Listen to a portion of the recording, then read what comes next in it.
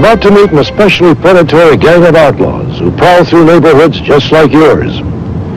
They don't carry pistols or knives. Their weapons are fast talk, beguiling charm, and a complete lack of conscience. These criminals are master swindlers, masquerading as home fix-it men. Excuse me. Hello. We were just doing some roofing in the neighborhoods. My brother and I have it. Oh, you have a beautiful house. In the fall of 1988, a man named Danny Marino talked his way into the life of 81-year-old Harlan Nelson. Oh, yeah, as a matter of fact... Harlan lived alone in Eagle Rock, California, supported by a pension fund and his life savings of $100,000. What is your name? Harlan Nelson. Harlan, very Marino. Very nice to meet you. Harlan had no way of knowing that Marino and his accomplice, Al Tom Nelson, had singled him out to be the victim of a cold-hearted fraud. A little leak. Not a leak, but a damp spot. These individuals prey on our elderly citizens basically because they feel that sooner or later, and probably more sooner, the victim will die, and without a victim, we can't prosecute the crime.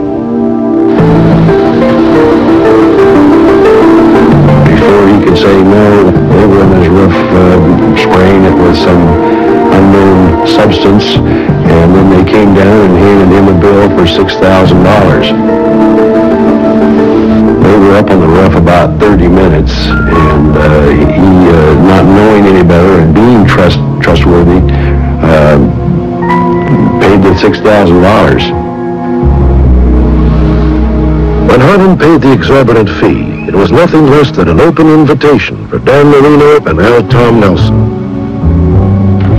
We're here just like I said. Come over here. This is Jessica. This is Mary. They're going to fix the house and clean it up. This is Ricky. He's going to fix the porch. They quickly convinced Harlan that the house was in desperate need of major structural work. Fix it up. I'd like to see you. I need a sawdust, okay?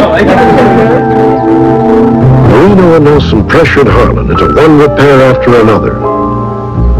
The crew virtually took control of Harlan's life, answering his phone, opening his mail, and driving him on his errands. Harlan Nelson became a prisoner in his own home. You got any paperwork, contracts, or receipts that they gave you for any of those? I have some stuff, but... Finally, Harlan was contacted by the police. They had been alerted to the situation by Harlan's personal physician. I back here and looked at it just recently. Look at that. It's terrible. Yeah. Detectives discovered that over a 5-month period, Marino and Nelson had systematically looted almost all of Harlan's life savings. You didn't get any shingles, and at best you got a spray. In reality, the team of con artists had done nothing except slap some paint on the porch. While pretending to work, the swindlers had ransacked Harlan's personal papers and found his bank books. Marino and Nelson then tailored their fees to Harlan's account balance sheets. The con men had even accompanied Harlan to his bank, forcing him to draw cashier's checks to pay their bogus charges. I can't do it anymore. Harlan, you wouldn't want to cheat us, would you? This is the one you owe us. You owe us this money. You finished up $15,000. We had a little over $100,000, and they got all but about $5,000 of it before they were finished. You give us the money you owe us, and we take your house. Yes.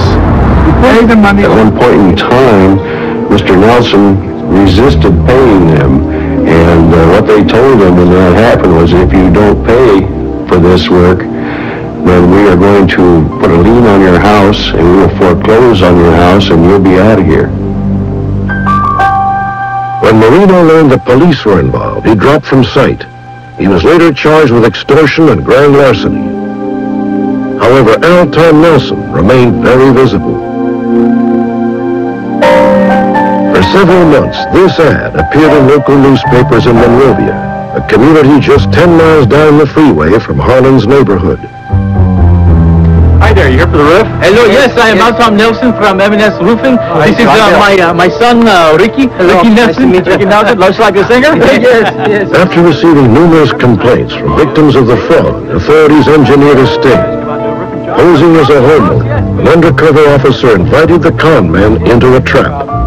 see, I got some shingles that are missing. Oh, yes, that's very. We can And, fix that, no problem. And then the eaves and everything need to be. Yes. Oh, yes. We will replace that. We'll fix that. No A problem. previous victim of the scam identified the swindlers to a second officer, Detective John Abbott. This overhanging. Oh, but we can trim the tree. It will be no problem. We'll make it look beautiful, I For promise. several years, great. Abbott had actually owned a roofing company No himself. problem at all. We will fix it for you today. Okay. Good afternoon, gentlemen. Detective Abbott was curious to learn just how much the Nelsons knew about roofing. Does your boss have a C-39? I think he has a C-39. Yes.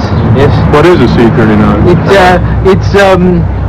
is a special equipment that we use for the roof.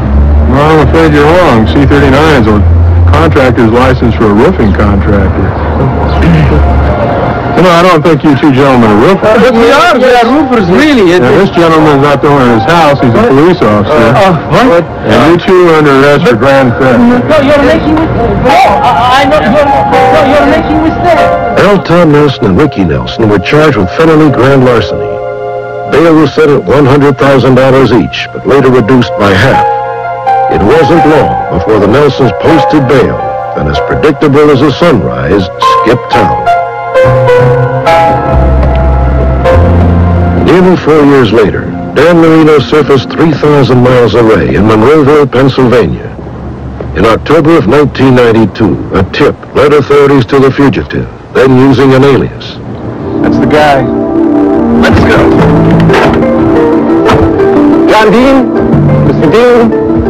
Wanted under the alias of Danny Marino in the state of California for grand theft, bunco, and fraud.